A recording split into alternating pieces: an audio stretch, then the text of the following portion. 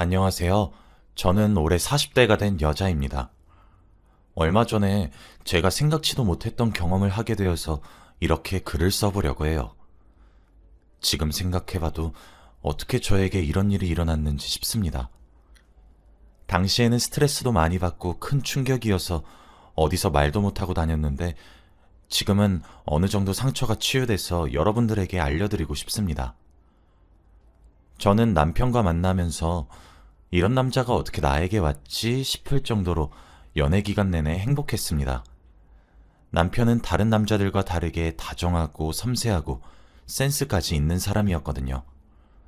늘 저의 입장을 생각해 주었고 사람들에게 따뜻한 배려심도 넘쳐서 제가 남편을 보고 배울 점이 너무 많았습니다.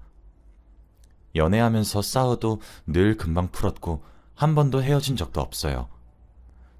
남편은 다른 사람들에 비해 올바른 생각이 박혀 있어서 이런 남자와 결혼을 해야겠다고 생각했습니다. 이런 남편을 낳으신 부모님이라면 당연히 좋은 분이실 거라고 생각했어요. 남편을 이렇게 올바르게 만들어 주셨는데 부모님의 성격이 더 좋을 거라고 생각했습니다. 결혼 전에 인사를 드리러 갔는데 역시나 다정하고 스윗한 분들이셨어요. 시아버지가 되실 분은 몸이 편찮으셨지만 그 와중에도 미소 한 번 잃지 않으시고 끝까지 저를 배려해 주셨습니다. 그리고 시어머니 되실 분도 저의 손을 꼭 잡아주면서 우리 가족이 되어줘서 고마워요 라고 말씀해 주셨죠. 이런 집에 시집을 가게 된다면 시집살이는 당연히 없을 거라고 생각했고 행복한 결혼 생활을 할 수 있을 것만 같았습니다. 저희는 속전속결로 결혼식을 준비했고 결혼식 당일이 얼마 남지 않았을 때였어요. 딱 결혼식을 2일 남겨두고 있을 때 시아버지가 돌아가시고 말았습니다. 의사 선생님께서 이번엔 오래 못 버티실 것 같다고 했지만 시아버지는 저희의 결혼식을 꼭 보고 생을 마감하시길 간절히 원했어요. 그런데 하늘도 무심하시지 시아버지는 저희 결혼식을 보지도 못하시고 돌아가셨습니다. 남편은 항상 존경의 대상이 시아버지라고 말하고 다녔어요. 그래서 남편은 시아버지의 죽음이 엄청나게 크게 다가왔습니다. 정신을 차리지 못했고 하루 종일 울다가 지쳐 잠들기를 반복했죠. 이 상태로는 절대로 결혼식을 올리지 못할 것 같아 저희는 결혼식을 미루기로 했습니다. 잠정적으로 미루기로 했고 지금은 시아버지의 죽음에 조금 더 집중하기로 했죠. 남편이 결혼식 안 미뤄도 된다고 저한테 미안해하면서 사과를 했지만 제가 미루자고 했어요. 저도 결혼식이 조금 더 행복한 분위기 속에서 진행되길 원하기도 했고 남편한테 부담을 주는 것 같아서 결혼식을 미루는 것이 옳은 선택이라고 생각했습니다. 남편은 시아버지의 장례식장에서 너무 많이 울어서 실신까지 했고 응급실에 가서 수액을 맞을 정도로 힘들었어요. 제가 옆에서 도와주고 싶은데 힘이 되어주지 못해 많이 미안했습니다. 그렇게 장례식이 끝나고 모든 시아버지와 관련된 물건들을 싹 다 정리했어요. 정리하는 내내 남편은 울음을 멈추지 못했습니다.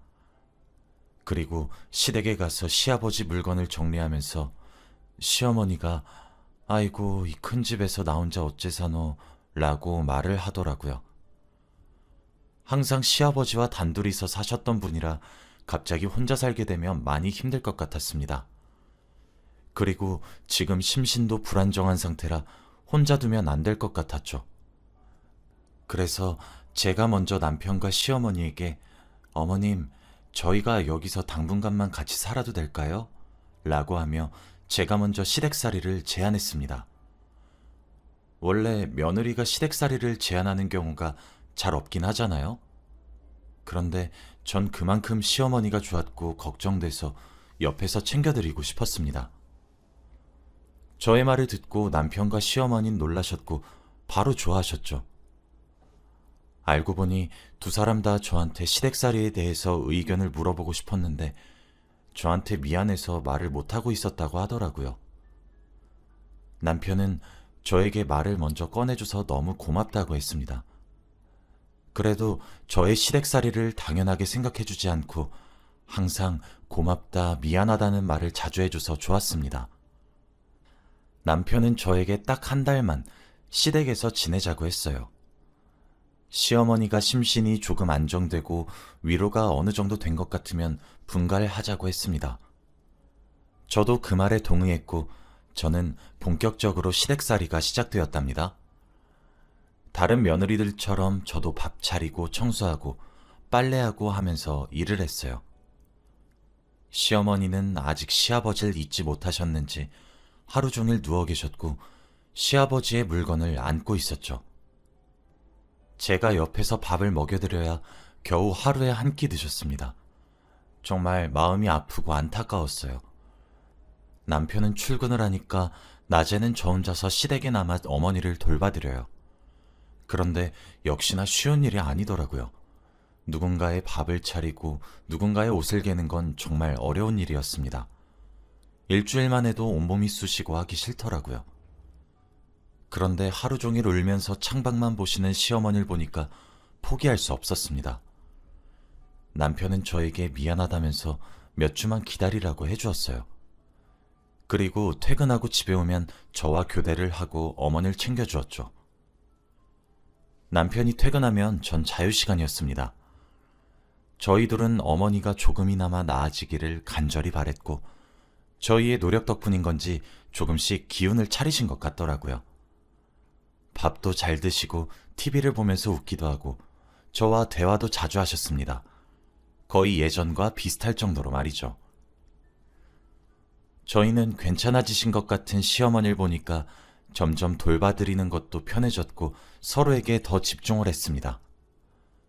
저희가 신혼부부이다 보니 사이도 좋고 뭐든 행복했어요. 시어머니와 같이 식탁에 앉아서 이제 화목하게 대화도 나누면서 식사를 할 수도 있게 되었고 주말이 되면 같이 예능 프로그램을 보며 셋이서 웃고 떠들 수 있게 되었죠. 그 사이에 저희 부부는 한 달이 끝나기만을 기다리면서 알콩달콩 잘 살 날을 기다렸습니다. 그런데 시어머니가 조금 괜찮아지신 건지 남편을 대하는 게 어딘가 조금 묘하더라고요. 남편이 회사에서 보너스를 받거나 승진을 하면 아이고 우리 아들 잘했어 라고 하면서 토닥토닥 했습니다. 저는 그 모습을 보고 조금 놀랐어요. 어머니 눈에는 아직 남편이 아기 같아 보일 수 있지만 저는 한 번도 엄마들이 30이 넘은 아들을 토닥토닥 하는 것을 본 적이 없거든요. 아내인 제가 보기에 불편할 정도로 말이죠. 그런데 이건 시작에 불과했습니다. 저희가 신혼 초다 보니까 이제 꽁냥꽁냥도 하고 싶고 하루 종일 붙어 있고 싶어요. 그런데 시어머니가 자연스럽게 남편과 저 사이를 파고들어서 신혼을 즐길 틈을 안 줍니다. 항상 뭐든 셋이서 하고 싶다고 했고 남편과 제가 단둘이서 어딜 가는 걸 원치 않아 하셨죠. 그리고 아이에 대해서 한마디도 하지 않으셨습니다. 원래 다른 집 시댁에서는 아이를 낳으라고 눈치를 준다고 하는데 시어머니는 오히려 저보고 아이를 낳지 말라고 했어요. 굳이 아이 안 낳아도 된다며 아이를 낳았을 때의 단점을 저에게 구구절절 말하셨죠. 하지만 저는 아이가 낳고 싶었고 남편도 저희 부부 사이에 아이가 있으면 좋겠다고 생각해서 임신을 하게 되었습니다. 당연히 임신을 하게 되어서 좋아하실 줄 알았던 시어머니는 급격하게 굳어졌고 표정 관리가 안 되시더라고요. 저와 남편은 왜 그런 표정을 지었는지 의문이었지만 아무튼 시어머니는 저의 임신을 축하해주지 않으셨습니다. 제가 임신 주차가 조금씩 늘어가고 주위에서 다들 태교 여행을 많이 가더라고요. 저도 가보고 싶었고 남편도 주말에 시간이 돼서 오랜만에 단둘이서 1박 2일로 여행을 가려고 했습니다. 그래서 숙소도 잡고 여행 계획도 세우면서 기대하고 있었죠. 저희가 여행을 가기 전날에 시어머니가 갑자기 그러시더라고요. 너희들이 내일 태교 여행 간다며? 나도 데리고 가라. 다시 저희 사이에 끼려고 하셨습니다. 원래 매일 같이 가긴 하는데 태교 여행이라 남편과 단둘이서 편하게 갔다 오고 싶더라고요. 그래서 어떻게 거절할지 고민하고 있었는데 그때 남편이 제 마음을 읽었는지 아, 엄마, 이번에 태교 여행이라 단둘이서 가려고. 엄마랑은 다음에 더 좋은 곳으로 가자. 라고 해주었습니다. 남편에게 너무 고마웠죠. 그런데 시어머니는 이 말을 하자마자 한숨을 푹 쉬면서 이 할미가 남편 죽고 혼자서 이 집에서 외롭게 사는데 자식이 여행 한번 못 보내줘? 아이고, 나도 얼른 남편 따라서 가야겠다. 자식 키워봤자 다 소용없네. 라고 하는 겁니다. 저는 남편을 쳐다보면서 그냥 같이 가자고 말을 하라고 했어요. 남편은 결국 시어머니의 기분을 풀어주기 위해 알겠어. 같이 가. 라고 했죠. 결국 시어머니 포함해서 셋이서 여행을 가게 되었답니다. 그래도 아무 일이 일어나지 않을 거라고 생각했어요. 그런데 그건 저의 착각이었습니다. 시어머니는 도착하자마자 남편의 손을 꼭 잡고 다니더라고요. 남편의 손을 잡고 여기 가자 저기 가자 하면서 저 빼고 다니려고 하는 게 눈에 딱 보였습니다. 남편은 저를 계속 혼자 두려고 하는 어머니가 거슬렸는지 손을 빼고 제 손을 잡더라고요. 그러면서 이리저리 구경을 시켜주려고 했습니다. 그런데 시어머니가 저희 둘의 손을 잡고 있는 사이를 갈라서 양손으로 저희의 손을 잡더라고요. 시어머니의 왼손은 저, 오른손은 남편과 잡으면서 셋이서 다녔습니다. 도대체 왜 이렇게까지 하나 모르겠더라고요. 저희 부부는 갑작스러운 시어머니의 태도에 많이 당황스러웠습니다. 저는 도저히 셋이서 손을 잡고 다니는 것 못하겠어서 제가 시어머니 손을 놓았어요. 너무 유치한 아이들 장난 같았거든요. 그런데 시어머니는 그걸 기회라고 생각했는지 제가 손을 놓자마자 남편한테 팔짱을 끼고 붙어서 이리저리 다녔죠. 남편이 저도 같이 가야 한다고 조금만 기다리자고 했는데 시어머니는 원래 여행은 혼자서 해야지. 며느리는 혼자 놀아야 태교에 더 도움될걸? 라고 하는 겁니다. 저는 그 말을 듣는데 말문이 턱 막혔고 아무 말도 하지 못했어요. 왠지 모르게 계속 제 남편을 탐내는 듯한 행동을 계속 하셨습니다. 아무튼 그러고 집에 돌아와서 다시 일상생활을 살았어요. 저는 드디어 아이를 낳았고 가족들은 너무 좋아해 주었습니다. 출산한 지 얼마 안 돼서 집에서도 일을 하지 않았고 아이만 돌봤어요. 아이를 키우니까 너무 힘들었고 이제는 정말 분가를 해야겠다는 생각이 들더라고요. 시댁에서 계속 키우면 시어머니도 돌봐야 하고 아이까지 돌봐야 하니까 너무 빠듯했습니다. 그래서 남편에게 이제 분갈하자고 말을 했죠. 남편도 좋다고 했고 이제 시어머니도 과거의 아픔을 조금 치유한 것 같으니까 나가자고 했어요. 시어머니에게 솔직하게 다 말했습니다. 아이를 키우기 위해서 분가를 하겠다고 말이죠. 그런데 시어머니는 절대 나가면 안 된다고 합니다.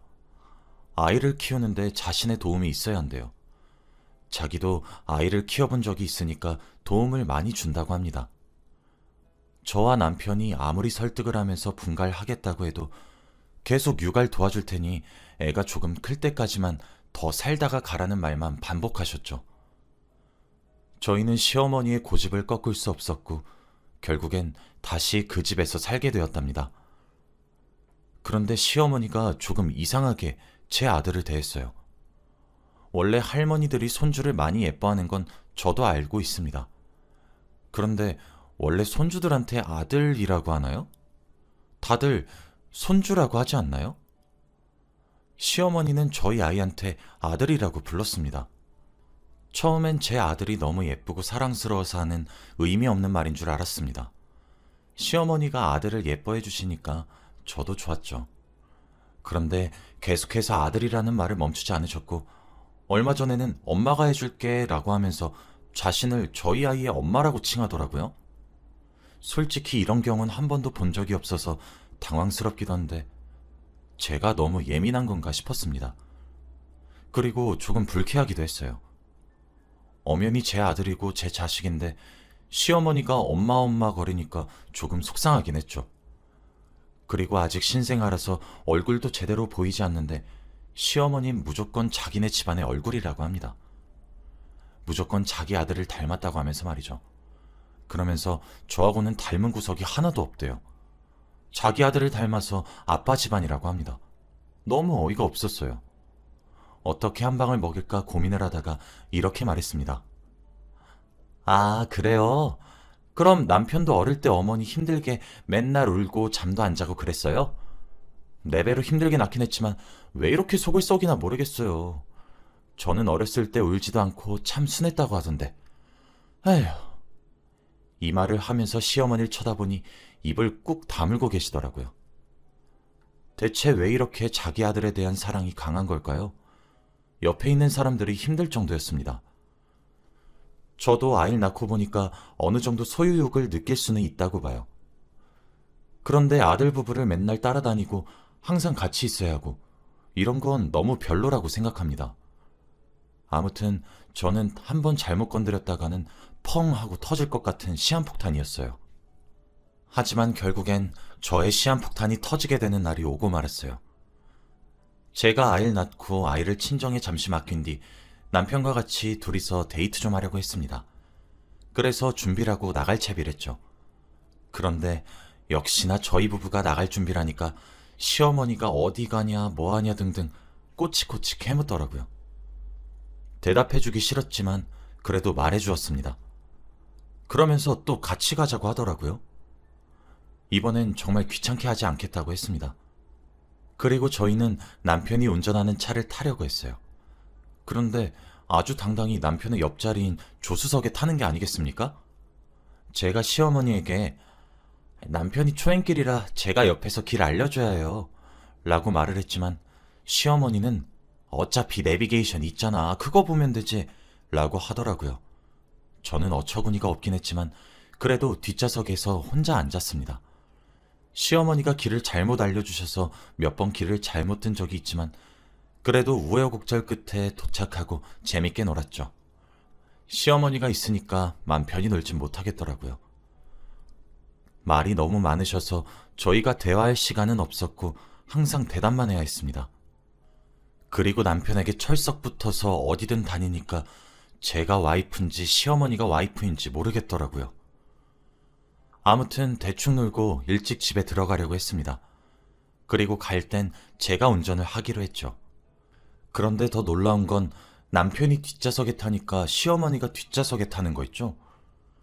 남편은 시어머니가 조수석에 앉을 것을 예상하고 배려를 해서 뒷좌석에 앉은 건데 시어머니가 남편과 함께 뒷좌석에 앉으니 많이 당황했습니다. 남편은 시어머니에게 앞좌석에 앉으라고 말을 했지만 시어머니는 뒷좌석에 앉겠다고 고집을 피웠죠. 그래서 남편이 엄마가 앞에 안 앉을 거면 내가 앞에 탈게 라고 하면서 조수석에 앉으려고 하니 남편의 손목을 잡고 뒷좌석에 앉으라고 했습니다. 저희 둘 다 너무 당황스러웠죠. 딱 봐도 저건 남편과 둘이서 앉기 위한 거잖아요? 결국엔 조수석엔 아무도 안 앉았고 집으로 도착했습니다. 그런데 남편이 집에 돌아오는데 주차장에서부터 표정이 너무 안 좋더라고요. 갑자기 왜 그런가 싶어서 여러 번 물어봐도 대답해주지 않았습니다. 그리고 집에 가서 저를 조용히 부르더라고요. 시어머니가 없는 곳으로 저를 불러서 왜 표정이 좋지 않았는지 말해주었습니다. 집으로 오는 내내 뒷좌석에서 잠을 잤는데 시어머니가 더듬더래요. 상체하체 다 상관없이 그 손길에 남편은 잠에서 깼지만 일어난 척을 못했다고 해요. 한 번도 어머니가 그런 적이 없어서 너무 당황스럽고 소름 끼친다고 합니다. 저도 남편의 말을 듣고 조금 심각해졌어요. 대체 갑자기 왜 저러나 싶었죠. 그리고 며칠간의 고민 끝에 남편과 저는 시어머니를 병원에 모시고 가기로 했습니다. 건강검진이라고 거짓말을 하고 유명한 병원으로 가서 상담을 받게 했어요. 그런데 시어머니의 검사 결과는 정말 충격적이었습니다. 의사 선생님의 말로는 자신에 대한 소유욕이라고 합니다. 남편이 죽고 나서 자신에게 사랑을 주는 사람이 없어서 애정결핍이 생겼대요. 그래서 남편에 대한 애정결핍이 모두 아들에게 갔다고 합니다. 결국 그게 과해져서 아들에 대한 집착과 사랑이 되었다고 하더라고요. 그리고 지금은 며느리가 자신의 아들을 뺏어갔다고 생각해서 며느리를 좋아하지 않는다고 합니다. 저와 남편은 할 말을 잃었고 정말 충격적이었죠. 어머니는 약물 치료랑 상담 치료로 다시 예전처럼 돌아올 수 있다고 했고, 저희는 바로 그렇게 해달라고 했습니다. 저와 남편은 의사 선생님이 하라는 대로 바로 분갈했고, 어머니 혼자 집에 두었습니다. 다행히도 어머니가 심해지기 전에 왔다고 하더라고요. 더 심해졌다면 아이의 목숨이 위험할 뻔했다고 합니다. 그 말을 듣는데 온몸에 소름이 돋고 아찔한 거 있죠? 지금은 어머니가 상담도 받고 약도 먹으면서 많이 나아지셨어요. 처음엔 왜 자기한테 관심을 안 주냐고 화를 냈는데 이제는 혼자 계시는 거에 많이 익숙해진 듯 합니다. 지금 생각해봐도 정말 어떻게 이런 일이 생겼나 싶어요. 저와 남편은 아직까지도 그때 일에 대해서 말을 합니다. 여러분도 혹시 이런 적이 있으신가요? 저의 이야기는 여기까지입니다. 들어주셔서 감사해요.